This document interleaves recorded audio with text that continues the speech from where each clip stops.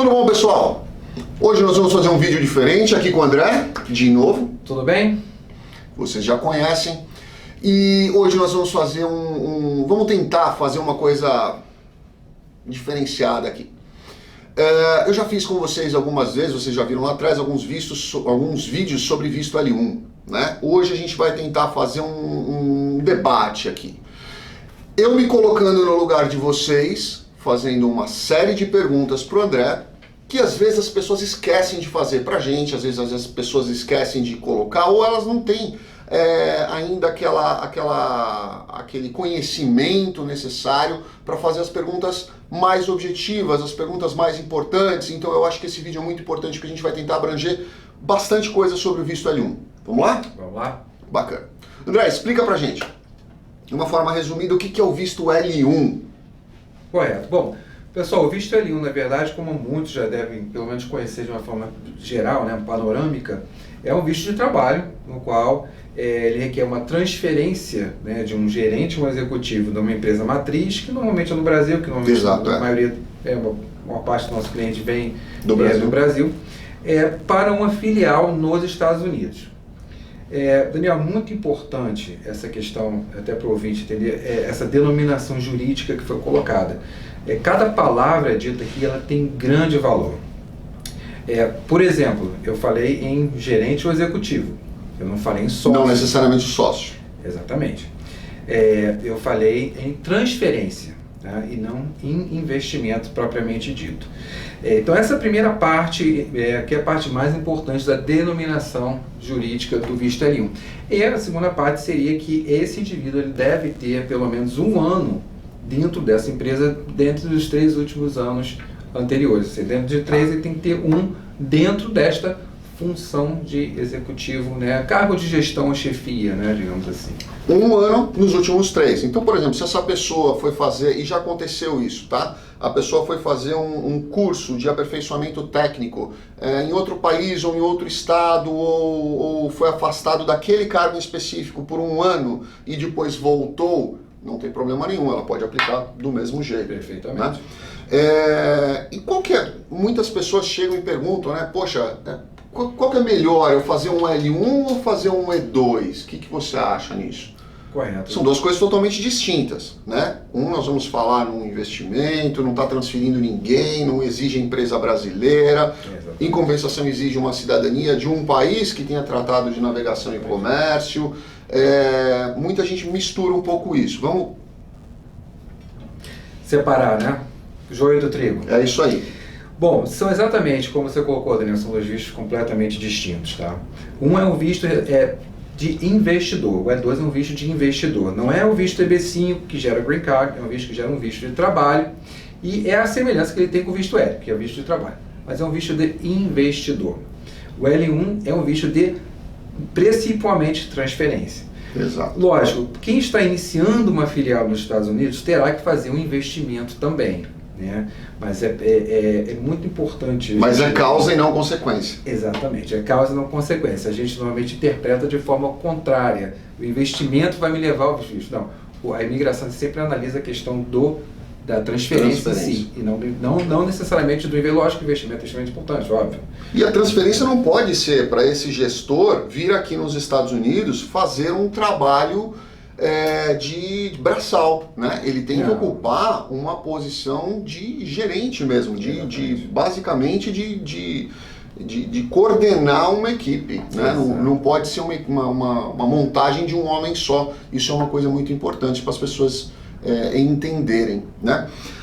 Outra coisa que as pessoas muitas vezes não conseguem diferenciar e me perguntam bastante, a gente vê, eu recebo muitas mensagens perguntando nesse sentido. Qual é a estrutura? Eu não gosto muito da palavra mínimo, né? Eu falo sempre para as pessoas, eu falo assim, olha, qual é o mínimo que eu preciso investir? Não é o mínimo, é o necessário, né? Qual é o mínimo para você construir uma padaria? Não sei, 200 mil dólares, 100 mil dólares, não sei.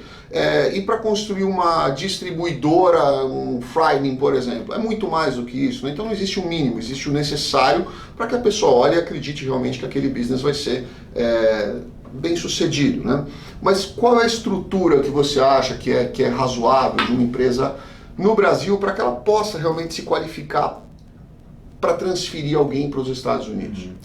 É uma das grandes colocações exatamente da possibilidade da transferência ou não, do tamanho da estrutura da empresa matriz, no caso, se essa empresa matriz tem uma estrutura suficiente que comporte a razoabilidade da transferência.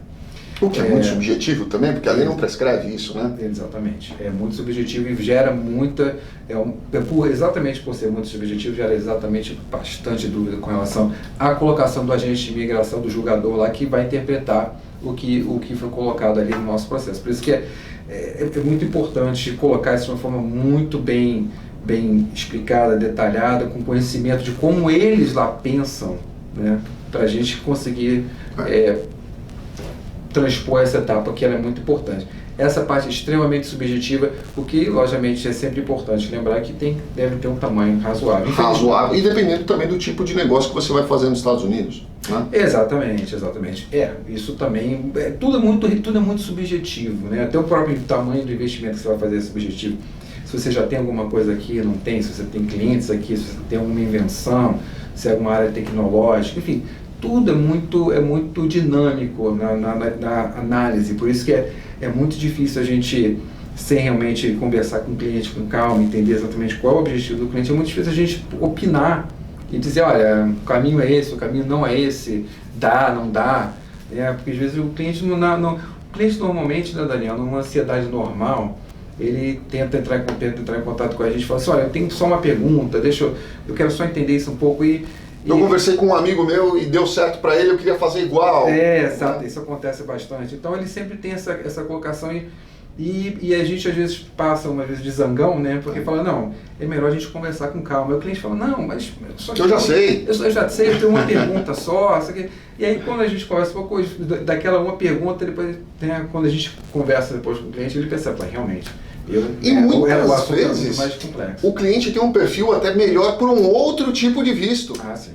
E ele está tão focado naquele negócio que ele ouviu, que ele acha que ele se encaixa, que ele vem com o copo cheio já, ele não vem com o copo vazio para você pegar a informação e colocar ali dentro da situação melhor, adequada. E essa empresa que ele abre aqui nos Estados Unidos? Vamos dizer, aconteceu comigo há um tempo atrás, uns 2, 3 anos atrás. A pessoa tinha um abatedouro de frangos no sul do Brasil, tá? E ele queria abrir aqui nos Estados Unidos uma panificadora, fazendo doces, bolos e tudo mais. O que você acha? Há algum problema nisso? Não há problema. O ramo de atividade não precisa ter nenhuma semelhança. Eu acho que esse exemplo é bem claro, né? Por isso que eu usei, que é bem distinto. Nenhuma semelhança, nem acho que só os ovos de repente você vai vender lá em casa. Máximo, e aqui no máximo pode máximo. ser o queijo, mas não tem nenhuma semelhança. Então não há obrigatoriedade. Tá? O que a imigração vai avaliar é a sua competência como gerente ou executivo. Não necessariamente o L1A, né? Não o conhecimento específico do ramo de atividade em si. Bacana. Outra pergunta que as pessoas sempre fazem e às vezes eu acho que elas fazem meio sem saber. O que acontece com cônjuges e filhos de um L1? O cônjuge e filho tem o direito a também vir para os Estados Unidos acompanhar. Nesse caso chama-se de L2, né? Eu acho que até com uma falta de criatividade, né? Vai para o L1, L2... O que não acontece com o E2, né? O E2 é E2 para todo mundo. Pois eu entendo um pouquinho cada, né? A gente não tem essas coisas, vai entender. Mas todos têm direito ao visto L2. E o cônjuge tem direito de requerer autorização de trabalho. O que eu acho que é até mais legal do que o L1. O que é mais legal do que o L1, porque a partir do momento que vem a autorização do trabalho do cônjuge, ele pode trabalhar em qualquer lugar. É como praticamente fosse brincar. Exatamente, porque ele pode trabalhar, né? Ele pode trabalhar em qualquer lugar sem necessidade de ficar atrelado àquela determinada empresa, sem necessidade de comprovar absolutamente nada. Ele, né? O L1 tem a necessidade, mas ele não. Então eu particularmente acho muito mais legal o L2 do que o L1. Eu costumo sempre dizer, se você tem a possibilidade de buscar outras coisas fora, né, com o L2, vá, porque é um visto bem bacana. Verdade. Né? Vamos lá. E aí, o visto L1, ele vem por quanto tempo? Depende. O visto L1, se for um que a gente chama de new office, né? Ou seja, o que é o new office? É essa filial que foi montada ou foi comprada dentro de um ano só, comprada por nova empresa, né? Digamos, com menos de um ano, né? A empresa com menos de um ano. Exatamente. Qualquer empresa que tenha mais de um ano de operação nos Estados Unidos, aí ele não é considerado mais new office. Ou seja, new office, o prazo inicial é um ano, e para quem não tem mais de office seriam 3 anos. Tá? Quem tem o new office é um ano, depois você entra com um novo pedido, que é a medida de inovação, que é estendido inicialmente por mais 2 anos. Exato. Aí depois, o céu é o limite. O céu é o limite, exatamente. A criança que vem para cá, o filho de quem é o detentor de um L1, ele pode estudar? Deve. Se ele não estudar, a mãe vai preso. Vou fazer uma pergunta para você aqui, meio polêmica. Eu inclusive falei isso num vídeo. Eles me perguntaram sobre essa questão do filho obrigatoriamente ter que estudar aqui no estado da Flórida. Tenta fazer um apanhado geral, né? Eu expliquei já que isso é crime, o pai pode ser preso, a mãe pode ser presa por não levar a criança na escola. Existe uma série de situações aí que é um protecionismo muito grande da criança aqui nos Estados Unidos, né? Então isso eu acho que é uma coisa muito importante vocês entenderem também. A gente falou aqui do L1, do L2, mas é importante vocês entenderem que é obrigatório a criança acima de 5 anos estar na escola, frequentar as aulas, né? Isso é importantíssimo. Isso é levado a sério. E o detalhe extremamente importante da sua colocação, que eu diria, complementando, é que nesse caso não importa o status imigratório. Sim. É obrigatório você, né? Ou seja, quem quer que esteja nos Estados Unidos hoje, ou principalmente estamos falando da Flórida especificamente, mas não é só a Flórida não, tá? Tem outros, sim. A maioria também tem essa mesma tipo de exigência. Então, não importando o status imigratório que você esteja, tá? Você pode estar ilegal, há 10 anos você deve matricular o seu filho. Você pode ter mais problema e não matricular o seu filho do que até com o seu status migratório. Exato. Com certeza absoluta aí. A ilegalidade é um problema, né? Inclusive você viu agora que o Trump está querendo tornar o overstay em crime. Então a pessoa, se ela ficar em overstay, não está aprovado isso, tá, gente? Não pensem que a gente está falando em terrorismo, só estou comentando um projeto que foi falado, que foi colocado. Não está válido, não foi nem sequer votado, tá bom? Não é terrorismo isso. Mas a ideia dele agora é colocar quem estiver em overstay está cometendo um crime. Então quem comete crime primeiro pega a cadeia, depois é deportado. Mas foi só um comentário aqui para falar para vocês. Vamos voltar ao L1? Vamos lá. Mais interessante falar de L1 do que deportação. Com certeza. Na hora que a pessoa protocola o pedido de L1, mandou todo o documento, toda a documentação, traduziu, certificou, fez recolhimentos, fez o protocolo. Vamos explicar para eles o que é o Premium Processing, né? Como funciona o Premium Processing e como funciona sem Premium Processing. Explica aí, vamos lá. O Premium Processing é aquele processing, é o pedido de urgência, né? A gente fala urgência, mas na verdade não é urgência, é o pedido para o seu processo ser avaliado mais rapidamente, prioritariamente do que o restante. Ou seja, dentro do prazo de 15 dias calendário, né, a imigração se compromete a fazer essa. Você já viu acontecer em 15 dias? Eu nunca vi acontecer. Já vi acontecer em 15 dias, mas não, ultimamente eu não tenho visto. Mas o que acontece é que existe sempre o prazo do correio, chegar lá, e quando bate lá, eles vão protocolar, aí, quer dizer... Se não tiver um request, aí... Né? Até eles mandarem, recebemos o teu processo. Quando eles falam que receberam o teu processo, aí conta o prazo de 15 dias. Mas também tem o lado oposto, que se você não pagar, você vai ter um processamento aí de 8 meses, 9 meses, um ano às vezes, né? Pode demorar um pouco mais. Em alguns casos vale a pena, outros casos não vale a pena, depende da forma do cliente. Do cliente, exatamente. Da característica de cada cliente. Às vezes as pessoas precisam um pouco mais de tempo para até estruturar melhor o negócio, fazer a coisa acontecer, contratar pessoas, gerir um pouco melhor aquilo lá. Você já está com o negócio tudo prontinho, formatadinho, pessoas contratadas, o negócio operando, mais rápido, né? Com certeza absoluta. Bom, outra pergunta que as pessoas sempre perguntam, sempre falam para mim sobre uma série de coisas desse sentido. O que você acha da pessoa começar o L1 dela aqui, tá? E aí ela descobriu que o melhor mercado dela não é aqui em Orlando, é em Dallas, no Texas. O que você acha disso? É desaconselhável mudar? É aconselhável ficar, renovar e depois mudar? Você acha que a imigração vê com maus olhos ele de repente fazer uma mudança de um endereço? O que você acha disso aí? Olha, depende, né? É um pouco subjetivo. A questão da mudança do endereço é uma questão que pode realmente ter um problema ou não. Depende do tamanho do negócio que ele vai fazer, né? Também depende do tamanho. O que eles vão sempre olhar exatamente ver o que você está fazendo, se está de acordo com as normas do L1, né? Então isso vai sempre ser levado em consideração. A questão da mudança ela é viável, mas desde que seja justificada. Sim, com certeza. Isso que seria exatamente o que eu diria também. Se você tiver uma necessidade de mudar para um lugar onde você vai ter um resultado maior, onde vai contratar mais gente, onde vai... eu particularmente acho que hoje a filosofia, a palavra de ordem está sendo movimentação financeira e contratação, né? O Trump prega isso, né? Se você demonstra uma contratação grande, uma movimentação financeira bacana, razoável, pelo menos compatível com o seu business plan, você demonstra que aquilo ali está sendo cumprido, que as metas estão sendo cumpridas, as pessoas estão sendo contratadas, a chance de você ter uma negativa numa renovação de visto é pequena. Né? Exatamente. Tudo depende bastante do próprio do andamento da empresa, do próprio cliente, né, que vai fazer exatamente.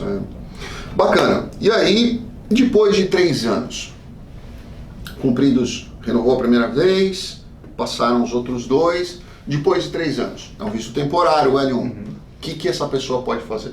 Olha, é uma pergunta bem interessante, porque o prazo do visto L1 é de 7 anos, né? Você não pode ficar no máximo 7 anos. Até 7. Só que dentro desse período, né, você pode perfeitamente entrar com o Green Card, né? Que é o Web1. Que é o pedido de residência permanente. Exatamente. Que, na verdade, tem um deles, né, que se chama de C, né, categoria C, que é exatamente igual aos requisitos do visto L1. Tá? Aí talvez alguém pergunte, por que então não posso entrar direto com o Green Card? Não para new office. Você até poderia pensar em entrar direto com o Green Card se você já tiver a empresa aqui há muito tempo. Em raras exceções seria aconselhável, porque você tem que demonstrar uma grande estrutura já. E muitas vezes, se a pessoa tem uma grande estrutura, se ela tem não só nos Estados Unidos, mas se ela já tem uma grande estrutura ou um reconhecimento profissional de alto nível, de repente ela pode tentar um EB, né? Sim, já ir direto com o EB e não para um eventualmente, e não necessariamente diretamente para um L1. Exatamente. Porque é muito importante sentar, conversar, né, ou comigo, com o Dr. Daniel, né, e traçar um planejamento imigratório correto desde o início, não é? Com certeza, isso eu falo sempre para as pessoas. O visto, eu vou fazer um parênteses aqui, se você discordar me interrompe.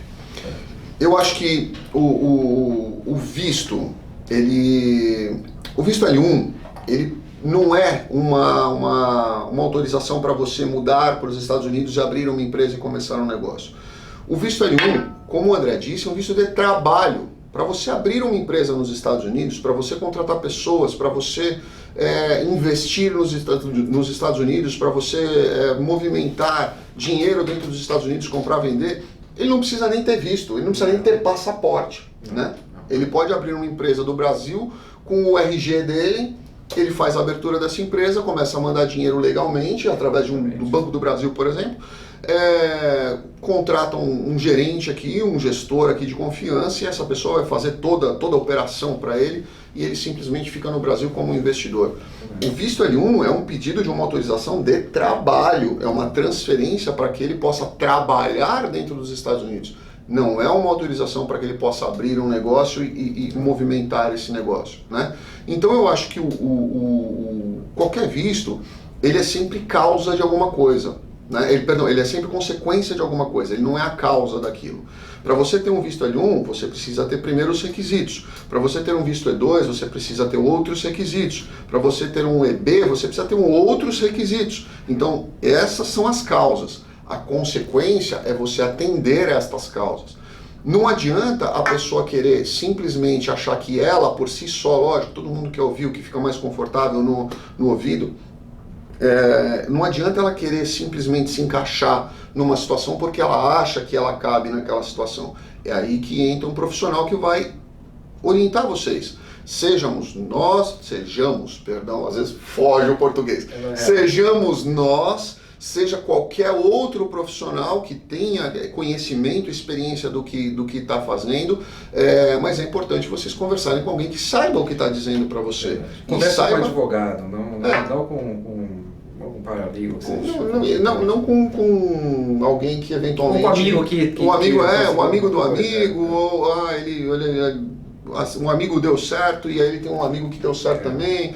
São coisas muito distintas, né? A análise individualizada do perfil de cada pessoa é muito importante, porque a partir do momento que você começa um projeto errado, ele pode não dar certo, né? E quem garante visto para você, eu costumo dizer, é uma pessoa mal intencionada, porque ninguém pode garantir uma coisa que não depende especificamente dele. Exatamente. Depende de uma análise de um órgão superior que vai fazer uma avaliação daquela documentação que você juntou e que ele, como nós começamos a falar aqui, vai de uma forma totalmente cabida a ele fazer a avaliação e julgamento daquilo. Já aconteceu situações que eu vi acontecer de um processo ser negado num determinado lugar, protocolou em outro lugar lá no Brasil, foi aprovado exatamente o mesmo processo. Né? Nós protocolamos um processo em Porto Alegre, o mesmo processo igualzinho, 15 dias depois, 23 dias depois, foi aprovado em São Paulo. Então, assim, são duas coisas distintas, são duas pessoas que analisam de uma forma distinta. Por isso que um profissional... Interpretações distintas, né? Exato. Isso não precisa nem, sem também grandes delongas, né? Para quem está no Brasil nos ouvindo, não só no Brasil, no mundo inteiro, obviamente, sabe que cada juiz, cada julgador no Brasil, você pode entrar com um processo judicial no Brasil numa vara e na outra tem um resultado. Isso já foi feito várias pesquisas com relação a isso. E você tem julgamentos completamente divergentes. Distintos, exatamente. Um foi procedente, outro foi improcedente. Fala, mas foi exatamente o mesmo processo. Mesmas palavras.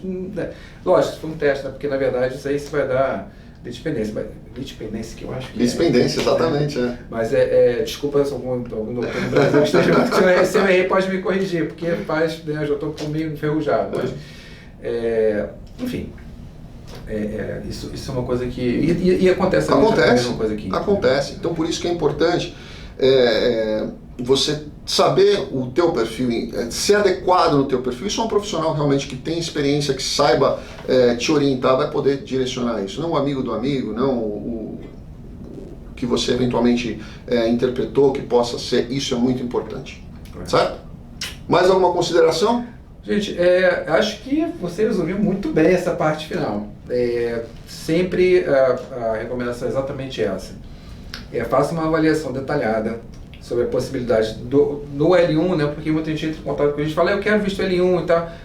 Converse, façam essa consulta, comecem a ver se de repente é o L1 mesmo, de repente é o L1, de repente não é o L1, de repente é um outro visto, ou de repente... Que cabe melhor, o resultado vai ser melhor para ele. Pois é, então isso é muito importante. Com relação ao L1, eu acho que duas coisas que eu posso, para a gente fechar, seria relembrem da denominação jurídica que foi dada no início e entendam que cada caso é muito subjetivo, né? Ou seja, o L1 ele é montado dentro de uma grande subjetividade para cada ramo de atividade, cada empresa, tudo é diferente. Então não existe uma fórmula de bolo. Não existe. É um quebra-cabeça que você vai montando de acordo com cada perfil, cada pessoa, cada coisa que a pessoa pretende fazer. É um quebra-cabeça. Exatamente. Né? Certo? Gente, um grande abraço, até a próxima. Obrigado, Daniel, de novo. Fiquem com Deus. Abraço. Um abraço.